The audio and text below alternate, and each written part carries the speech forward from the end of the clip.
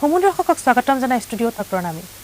অসম তথা সমগ্ৰ উত্তৰ পূৰ্বাঞ্চলৰে অৰ্থনৈতিক বিকাশৰ অৰ্থে বিশেষকৈ গ্ৰামাঞ্চলৰ লোকসকলৰ উপাৰ্জনক্ষম কৰি তোলাৰ অৰ্থে গুৱাহাটীৰ ইকো ফাইনেন্সে এক প্ৰশংসনীয় পদক্ষেপ গ্ৰহণ কৰিছে জনসাধাৰণলৈ বিশেষকৈ কৃষি কাৰ্যৰ বাবে প্ৰয়োজনীয় বিভিন্ন যন্ত্ৰপাতি তথা বাহন আদি ক্ৰয়ৰ ক্ষেত্ৰত সহজ তথা সোনকালে উপলব্ধ হোৱাকৈ শতাধিক লোকক ঋণ প্ৰদান কৰি আহিছে তেনেহলে আহকচোন চাওঁ ইকো ফাইনেন্সৰ এমডি শ্ৰীযুত কুমাৰ গৌৰৱৰ সৈতে হোৱা এক বিশেষ সাক্ষাৎকাৰ নমস্কাৰ মই আজি উপস্থিত আছো ইকো ফাইনেন্স নামৰ নন বেংকিং কোম্পানীৰ এমডি মিষ্টাৰ কুমাৰ গৌৰৱৰ কাৰ্যালয়ত আহকচোন এই নন বেংকিং ফাইনেন্সৰ বিষয়ে অলপ বহলাই তেখেতৰ পৰা জানো মই জনাত আপুনি ইকো ফাইনেন্স নামৰ নন বেংকিং ফাইনেন্স কোম্পানীৰ এমডি এতিয়া মই আপোনাৰ পৰা এই নন বেংকিং ফাইনেন্স কোম্পানীৰ বিষয়ে অলপ জানিব বিচাৰিছো যেটোক লৈ সাধাৰণ ৰাইজসকলৰ বেছিভাগে অজ্ঞ এই বিষয়ে অলপ বহলাই জনালে ৰাইজৰ লগতে গ্ৰাহকসকলো উপকৃত হ'ব পাৰিব আপোনাক মই জনাও আজি যে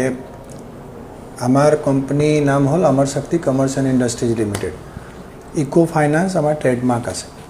আমাৰ অসম ৰাজ্যৰ মাজতে আমি ইকো ফাইনেন্স নামতে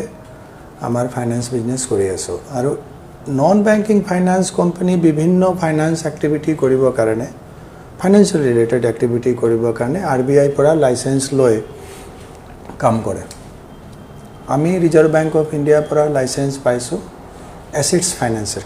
কৰিবৰ কাৰণে এছেটছ ফাইনেন্সৰ ভিতৰতে যে আমি কমাৰ্চিয়েল ভেহিকল ফাইনেন্স কৰি আমি কৰিছোঁ আমি ফাৰ্ষ্ট ষ্টাৰ্ট কৰিছিলোঁ আমাৰ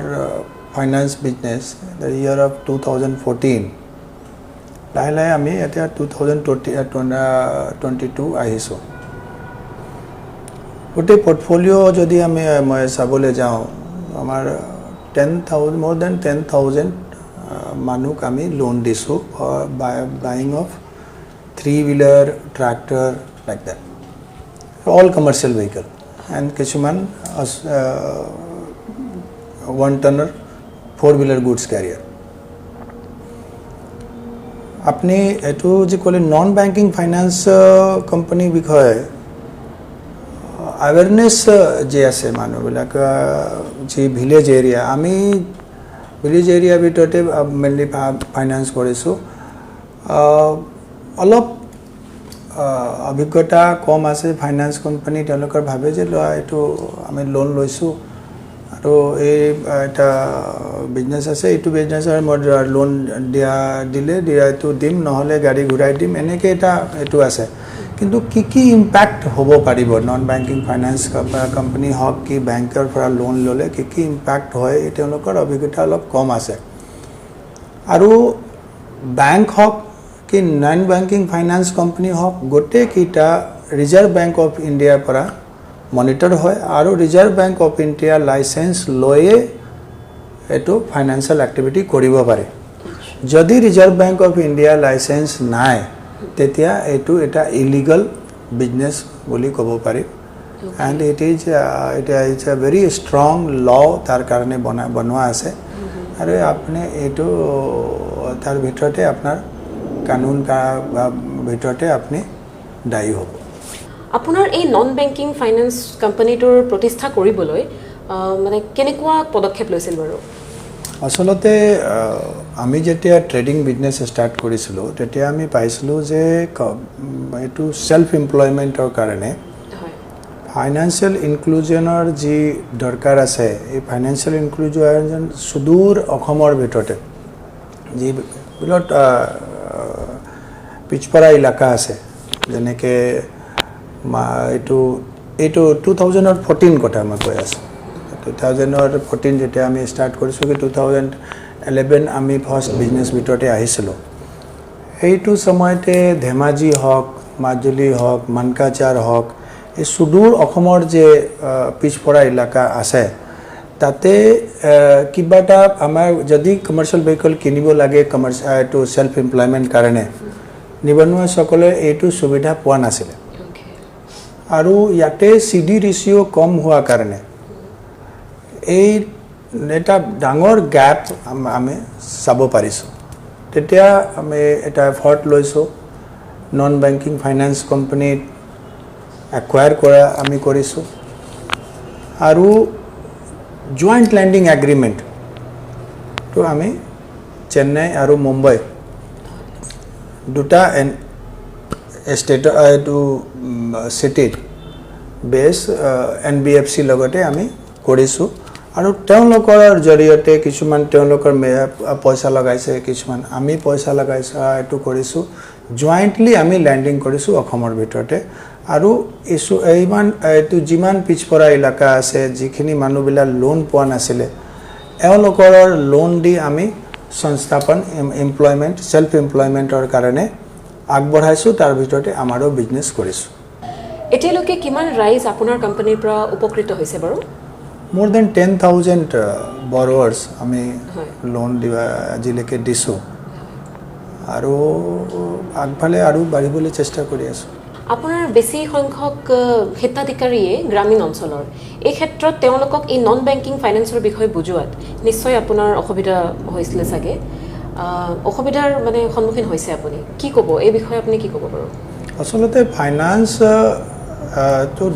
দিবৰ কাৰণে কোনো অসুবিধা নাই એટલે ফাইনান্স এটা ৰিকুৱাৰমেণ্ট আছে মানুহবিলাক পইচা নাই তেওঁলোকৰ কিবা এটা যদি সেল্ফ এমপ্লয়মেণ্ট কাৰণে এটা কমাৰ্চিয়েল ভেহিকল কিনিম ট্ৰেক্টৰ হওক কি অটো ৰিক্সা হওক গুডছ কেৰিয়াৰ হওক এইটো কিনিম আৰু তাৰপিছতে এটা সৰু ব্যৱসায় ষ্টাৰ্ট কৰিম এনেকৈ ভাৱ ৰাখোঁতে তেওঁলোকৰ পইচা দৰকাৰ হয় পইচা য'তে পালে তাৰ পৰা তেওঁলোকৰ লোন লৈ ল'লে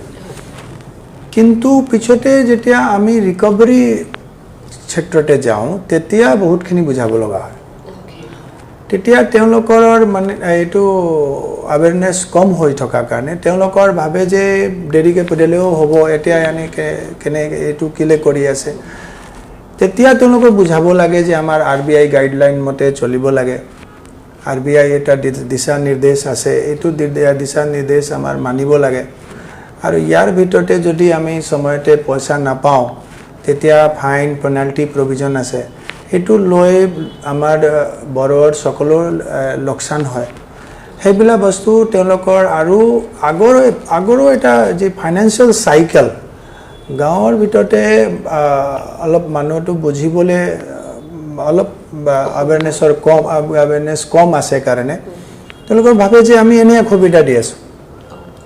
কিন্তু ইণ্টায়াৰ পইচা এইটো পাব্লিক ৰিলেটেড হয় আমিও যে লোন দি আছোঁ এইটো পইচাও পাব্লিক ৰিলেটেড পইচা এই পাব্লিক ৰিলেটেড পইচা এইটো আমি মিছইউজ কৰিব নোৱাৰি এটা পাব্লিক ডিপজিট কৰিছে তাৰ পৰা পইচা আহিছে এটা পাব্লিকৰ এইটো কিবা এটা বিজনেছ কৰিবলৈ দিয়া হৈছে সেই পাব্লিক বিজনেছ কৰি আকৌ ৰিটাৰ্ণ কৰিব আৰু এই ৰিটাৰ্ণ কৰিলে আকৌ ডিপজিট হ'লে বেলেগৰ এইটো পাব্লিকৰ দিয়া যাব এনেকৈ ৰোটেট হ'ব আৰু এনেকৈ ৰাইজে আগবাঢ়িব পাৰিব কিন্তু যদি পইচাটো ৰাখি দিয়া যায় ষ্টক কৰি দিয়া যায় এটা জগতে তেওঁ মিছইউজ কৰিলে তেওঁতো লৈছিলে যে মই পইচা লৈছোঁ এটা সৰু ব্যৱসায় ষ্টাৰ্ট কৰিম সেই ব্যৱসায়ৰ পৰা আমাৰো পইচা ঘূৰাব আৰু তেওঁলোকৰ ডিচিপ্লিন ৰাখি এই ব্যৱসায়ৰ প্ৰতি এটা কমিটমেণ্ট ৰাখি এইটো তেওঁলোকৰ যেতিয়া আগবাঢ়িব তেতিয়া নিশ্চয়ভাৱে ব্যৱসায় তেওঁলোকৰ বঢ়াই লৈ যাব কিন্তু ব্যৱসায় কৰাৰ পিছতে কিছুমান মানুহ তেওঁলোকৰ যি কমিটমেণ্ট ব্যৱসায়ৰ প্ৰতি ৰাখিব লাগে যি তেওঁলোকৰ এইটো চিন্তাধাৰা ব্যৱসায় প্ৰতি ৰাখিব লাগে এইটো চিন্তাধাৰা কমি যোৱাৰ কাৰণে কি ডিচিপ্লিনৰ নথকাৰ কাৰণে তেওঁলোকৰ ডিফল্টৰ ফালে গুচি যায় আৰু যেতিয়া ডিফল্টৰ ফালে গুচি যায় তেতিয়া তেওঁলোকৰ আৰু এইটো নুবুজাৰ নিচিনা সিচুৱেশ্যন আহি যায় ব্লেম গেম ষ্টাৰ্ট হৈ যায় এইবিলাক প্ৰব্লেম হয় কিন্তু তাৰ পিছত আৰু এইটো সময়তে আমাক বুজাব লগা হয় যে তেওঁলোকৰ কিমান লোকচান হ'ব পাৰিব ফিউচাৰ লোন নাপাব বেলেগে মানুহ পিছত দিগদাৰ হ'ব পইচা ঘূৰি নাহিলে আকৌ ইয়াতে যে মই ক'লোঁ যে CD ৰেচিঅ' যে কথা যে আছে CD ৰেচিঅ' মানে কি হ'ল এইটো ক্ৰেডিট আৰু ডিপজিট এইটো যি আপোনাৰ ডিপজিট আছে আৰু ক্ৰেডিট আছে এইটো এটা ৰেচিঅ' থাকে এইটো বুলি CD ৰেচিঅ' বুলি কোৱা যায় মানে এটা বেংকৰ ভিতৰতে ষ্টেটৰ ভিতৰতে বেংকবিলাক যে পইচা মানুহ ডিপজিট কৰে 100 টকা ডিপজিট কৰিলে তাতে 40 টকা 42 টকা এইটো আকৌ ক্ৰেডিট দিয়া বেংকে দিলে ইয়াতে অসমত 42-44% এতিয়া ৰিসেন্ট ডেটা মই দেখা নাই কিন্তু আগৰ যিমানখিনি মই জানো 42-44% ক্ৰেডিট দিয়া যায় কিয় কাৰণে কম আছে যদি আপুনি কম্পেয়াৰ কৰিব compare to Gujarat compare to southern state তেতিয়া তেওঁলোকৰ 90 ৰেচিঅ' 90% আছে, ক্ৰেডিট আছে 90%, কাৰোবাতে 110% আছে, ইয়াতে কিন্তু 40% আছে। মানুহ ভাবে যে ইয়াতে লোন নিদিয়ে, বেংক বেয়া, কি চৰকাৰে ইফালে ভাবা নাই আমাৰ ফালে, কিন্তু অসল কথা নহয়। বেংকটো পইচা দিলে তেওঁ ইণ্টাৰেষ্ট পাব তেওঁৰ এইটো ব্যৱসায় হয়, কেলে নিদিব। কিন্তু যেতিয়া পইচা দিয়াৰ পিছতে ঘূৰাই নাপায় তেতিয়া তেওঁৰ ভয় খায়, কেলে একাউণ্টেবিলিটি ছেট হ'ব। আমিও যেতিয়া পইচা দিছোঁ ঘূৰাই নাপাওঁ, তেতিয়া আমি য'ৰ পৰা লোন লৈ আহিছোঁ তেওঁলোকৰ যদি আমি সময়তে পইচা নিদিওঁ তেতিয়া আমাৰ প্ৰব্লেম হ'ব বুলি আমিও পিছফালে আহিব লাগিব। সো তেনেকে এটা এই বস্তুটো আমাক বুজোৱাটো টান নিশ্চয় হয়, আৰু লাহে লাহে কিছুমান বস্তু মানুহ বুজিবলৈ চেষ্টা কৰিছে, কিছুমান আৰু আমি ৰেগুলাৰলি বুজাবলৈ চেষ্টা কৰি আছোঁ। আমাৰ এইটো কাৰণে টাস্ক ফ'ৰ্চ বনাই ৰাখিছোঁ। অলমোষ্ট ডিফাৰেণ্ট 4-wheeler ভেহিকলছ আছে, এছিষ্টেণ্ট জেনেৰেল মেনেজাৰ আছে, তাৰ ভিতৰতে আমাৰ মানুহ তলতে অফিচাৰবিলাক আছে, গাঁৱে গাঁৱে যায়, কিছুমান জগতে আমি বেয়া পৰিৱেশো পাওঁ। এইবিলাক কাৰণে আমাৰ যি প্ৰটেকশ্যন ল'ব লাগে এইটো ব্যৱস্থাও আমি লৈ ৰাখিছোঁ। কিন্তু এই লাহে লাহে ইম্প্ৰুভমেণ্ট আহি আছে, আৰু যেতিয়া বুজিব ফাইনেন্সিয়েল ইনক্লুজনটো বহুত দৰকাৰ আছে। আজি আমি যদি কথা পাতি আছোঁ যে গুজৰাট ষ্টেট বহুত ডেভেলপ হৈছে, তো ইচ এণ্ড এভৰি পাব্লিক তাত কণ্ট্ৰিবিউট কৰিছে ফৰ ডেভেলপমেণ্ট, আৰু ইচ এণ্ড এভৰি পাব্লিক কণ্ট্ৰিবিউট কৰিছে। কেনেকৈ কৰিব পাৰিছে, তেওঁলোকৰ যদি নিবনুৱাসকলে ভাবে যে মই এটা সৰু ব্যৱসায় কৰিম, তেওঁলোকৰ ব্যৱসায়ৰ কাৰণে পইচা লাগিব, পইচাৰ কাৰণে কোনোবা এটা পইচা দিব লাগিব, কোনে দিব? মই এতিয়াই ক'লোঁ যে RBI পৰা লাইচেঞ্চ থকা সংস্থানে পইচা দিব পাৰিব লোন হিচাপতে। তেতিয়া এই NBFC হওক, যি লোন দিবলৈ আহিছে, কি বেংকে হওক, সেয়ে দিব পাৰিব। কেনেকৈ? যেতিয়া পৰিৱেশ আহিব, যেতিয়া যি মানুহবিলাক লোন লৈছে এই মানুহবিলাক লোনটো ঘূৰাই দিব সময়তে, এইটো ভাল ভদ্ৰভাৱে যে তেওঁলোকৰ লোন দিব, কেলে তেওঁৰ বি ফিউচাৰৰ কথা আছে, তেওঁৰ পৰিয়ালৰ মানুহৰ এনেকৈ আগবাঢ়িবলৈ চেষ্টা কৰিব পাৰিব। আৰু বেলেগে এতিয়া দৰকাৰ আছে, কেলে বহুত নিবনুৱা সমস্যাৰ কথা আমি পাতিছোঁ, কিন্তু যেতিয়ালৈকে এইটো চাৰ্কুলেট নহ'ব, সৰু সুৰা ব্যৱসায়ৰ ভিতৰতে মানুহ নাযাব, তেতিয়ালৈকে এইটো নিবনুৱা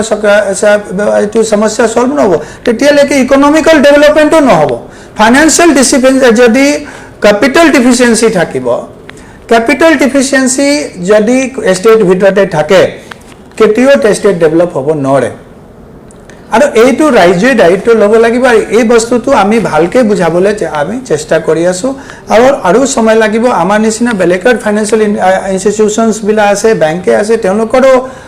ফাইনেন্সিয়েল লিটাৰেচি প্ৰগ্ৰাম কৰে, তেওঁলোকৰো বুজাবলৈ চেষ্টা কৰি আছে। লাহে লাহে ইম্প্ৰুভমেণ্ট হৈ আছে। মই ভাবোঁ যে আৰু অলপ সময় পিছতে ভাল ইম্প্ৰুভমেণ্ট আহিব। যেতিয়া ইম্প্ৰুভমেণ্ট আহিব তেতিয়া CD ৰেচিঅ' চেঞ্জ হৈ যেতিয়া 100% অসমত যাব, অসমৰ এই যে কেপিটেল ডিফিচিয়েঞ্চি এইটো নাথাকিব, আৰু ৰাইজে উন্নয়নৰ কাৰণে ফাষ্ট আগবাঢ়ি যাব। আৱেৰনেছটো এইটো কাৰণে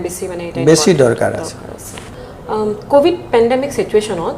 আপোনাৰ লোন লোৱা বেছি সংখ্যক লোকে লোনৰ EMI আদি ৰিটাৰ্ণ কৰিবলৈ অসমৰ্থ হৈছিল।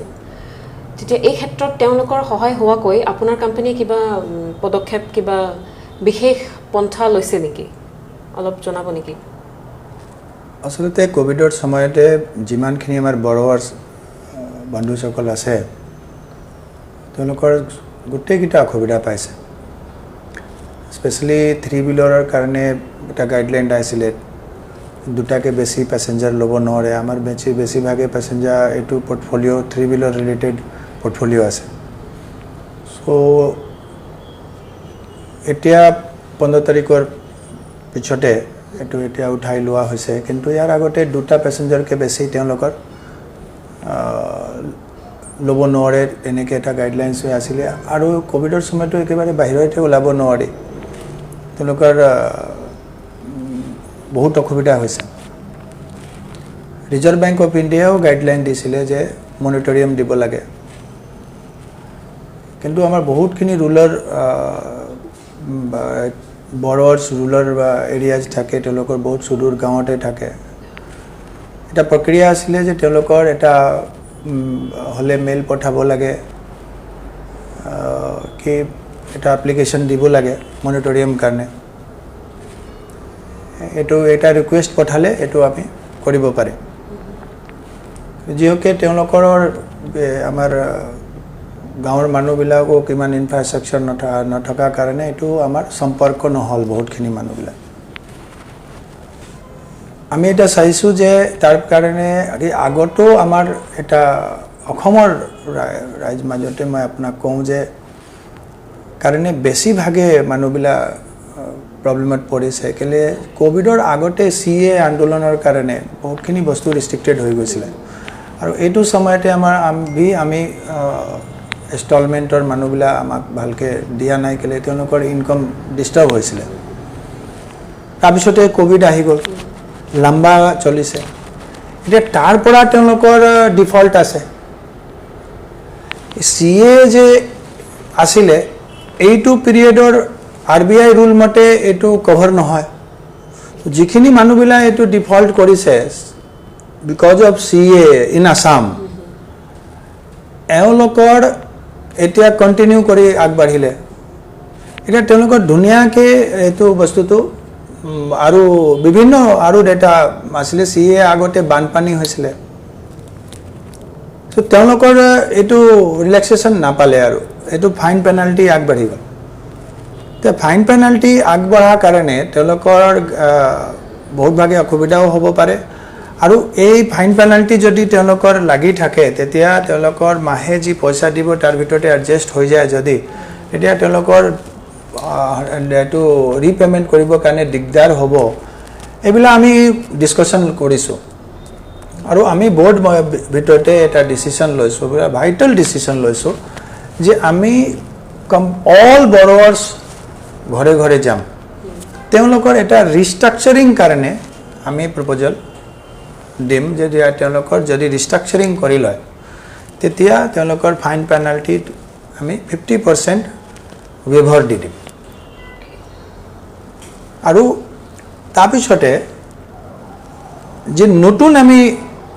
লোন ক্ৰিয়েট কৰিম তাৰ ওপৰতে যি আমি কণ্ট্ৰেক্ট কৰিছিলোঁ ইণ্টাৰেষ্টৰ তাৰ ওপৰতো 4% আমি ৰেহাই দি দিম তো মই ভাবোঁ যে যিখিনি মানুহবিলাক যি অনেষ্ট মানুহ আছে এতিয়া তেওঁলোকৰ চবৰে গাড়ী চলি আছে এতিয়া চলিব গাড়ীটো তেওঁলোকৰ 3 বছৰৰ কাৰণে 4 বছৰৰ কাৰণেতো গাড়ী নহয় তেওঁলোকৰ এতিয়া তেওঁলোকৰ বিজনেছ আগবাঢ়িব যদি তেওঁলোকৰ ভাবে এইটো স্কিম ভিতৰতে তেওঁলোকৰ ধুনীয়াকৈ আহি যাব পাৰে আৰু ৰিপেমেণ্ট কৰি দিব পাৰে আমাৰ পইচা তেওঁলোকৰ চিভিলো বেয়া নহ'ব ফিউচাৰ কোনো লিগেল লিটিগেশ্যন নহ'ব ইন ফিউচাৰ তেওঁলোকৰো বাচি যাব আমিও বাচি যাম সো এইটা ৰাস্তা আমি এইটো কোভিডৰ চিচুৱেশ্যনৰ চাই আৰু গহীন অধ্যয়ন কৰি ডায়লগ কৰি বোৰ্ড ভিতৰতে আমি লৈছোঁ আৰু তাৰ কাৰণে আমি এতিয়া এটা প্ৰেছ কনফাৰেন্স জৰিয়তে এতিয়া জনাবলৈ গৈ আছোঁ প্ৰেছ কনফাৰেন্স মাতে আমি পাতিছোঁ আৰু 1 মাৰ্চৰ পৰা 31 মাৰ্চলৈকে আমি এটা লোন ৰিষ্ট্ৰাকচাৰিং মেলা এটা আমি পাতিবলৈ গৈ আছোঁ এইটো ভিতৰতে যিমানখিনি মানুহবিলাক বানপানী হওক কি বেলেগে কিবা এটা চিচুৱেশ্যনৰ কাৰণে হওক কি কোভিডৰ হওক কাৰণে তেওঁলোকৰ যি EMI ডিফল্ট কৰিছে তাৰ কাৰণে যে তেওঁলোকৰ ফাইন পেনাল্টি পেনেল ইণ্টাৰেষ্টবিলাক লাগিছে সেইবিলাক এই ভিতৰতে আমি নেগচিয়েট কৰি ৱেভাৰ দিম 50% আৰু বাকীকেইটা লোন ৰিষ্ট্ৰাকচাৰ কৰি দিম তেতিয়া ইন ফিউচাৰ তেওঁলোকৰ আৰু ফাইন পেনাল্টি পেনেল ইণ্টাৰেষ্ট নালাগিব আৰু তেওঁলোকৰ 4% ইণ্টাৰেষ্টৰ ৰেহাই পাব আৰু এইটো আমি এনকাৰেজমেণ্টৰ অসম চৰকাৰৰ যি আমি ইনিচিয়েটিভ দেখি আছোঁ যে তেওঁলোকৰ আগবাঢ়ি আহি যিখিনি ভাল ৰিপেমেণ্ট কৰা মানুহবিলাক আছে এইটো মাইক্ৰ' ফাইনেন্সৰ ক্ষেত্ৰতে এইটো গভৰ্ণমেণ্টে খুব ধুনীয়াকৈ আমাৰ মাননীয় চিফ মিনিষ্টাৰ ছাৰে এইটো প্ৰচেষ্টা লৈছিলে আৰু তেওঁৰ এইটো এক্সিকিউট কৰি দিছে সো আমি ভাবিছোঁ যে এইটো সন্দৰ্ভ সেম এলাইনড এটা ফিলিংছ আহিব মানুহবিলাক যে ঠিক আছে আমি যিমান আমাৰ এই ফাইনেন্স কোম্পানী পাৰিছে ইমান তেওঁলোকৰ আমাক সহায় কৰিবলৈ আগবাঢ়ি আহিছে যদি তেওঁলোকৰ আগবাঢ়ি আহি ৰিষ্ট্ৰাকচাৰিং কৰাই লয় আৰু তাৰপিছতে ইনষ্টলমেণ্টত আমাৰ পইচাবিলাক ঘূৰাই দি দিয়ে আমিও বাচি যাম তেওঁলোকৰো বাচি যাম ধন্যবাদ শ্ৰীযুত কুমাৰ ডাঙৰীয়া আজি আপোনাৰ লগত এইখিনি কথা পাতি খুবেই ভাল লাগিল আশা কৰোঁ জনসাধাৰণৰো ইয়াৰ পৰা উপকৃত হ'ব পুনৰ আপোনাক জাগৰণ নিউজৰ তৰফৰ পৰা শুভেচ্ছা জনাই আপোনাৰ এই ফাইনেন্স কোম্পানীৰ উন্নতি কামনা কৰিলোঁ। নমস্কাৰ। এই বাতৰিটো দি ষ্টুডিঅ'ৰ পৰা মই বিদায় লৈছোঁ। পৰৱৰ্তী খা খবৰৰ বাবে চাই থাকিব জাগৰণ নিউজ। ধন্যবাদ। অসমৰ অৰ্থনীতিত এক অনন্য সংযোজন Kumar engineering. Power tiller, tractor, e-rickshaw, e-scooter আদি প্ৰডাক্টেৰে উত্তৰ পূব ভাৰতৰ এক ফাষ্ট গ্ৰয়িং ইণ্ডাষ্ট্ৰী।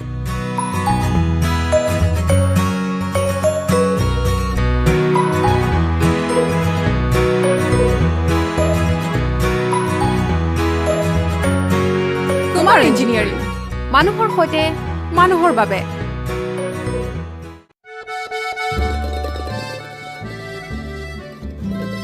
টেষ্টি খানা খাই কোনে ভাল নাপায়? আপুনিও ভাল পায়, ময়ো ভাল পাওঁ। ব্ৰেকফাষ্ট, লাঞ্চ আৰু ডিনাৰৰ বাবে আহক হলিডে কেফেলৈ। লগতে birthday party, marriage anniversary party আদিৰ বাবে ৰিজনেবল দামত অতি এপ্ৰপ্ৰিয়েট ঠাই হ'ল holiday cafe, a multi cuisine cafe, Jonali zoo road opposite Durga মন্দিৰ।